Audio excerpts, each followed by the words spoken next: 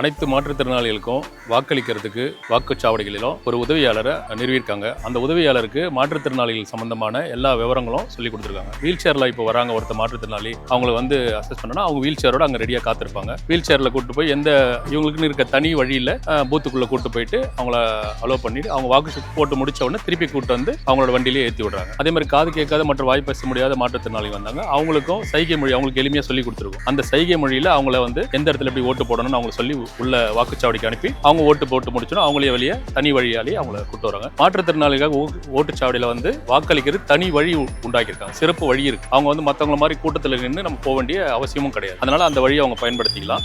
மேலும் வந்து கண் பார்வை தெரியாதவங்களோ குறையுடையவங்களோ வந்தாங்களோ அவங்களுக்கும் இவங்க வந்து உதவி செய்கிற மாதிரி பயிற்சி கொடுத்துருக்கோம் அவங்களுக்கு. அதனால எல்லா வாக்குச்சாவடியிலும் இது மாதிரி ஒரு உதவியாளர் இருப்பாங்க. அந்த உதவியை வந்து மாற்றுத்திறனாளிகள் பயன்படுத்தி நீங்கள் வந்து வாக்குச்சாவடியில் எளிமையாக வாக்களிக்கணும் அன்போடு கேட்டுக்கொள்ளுங்க.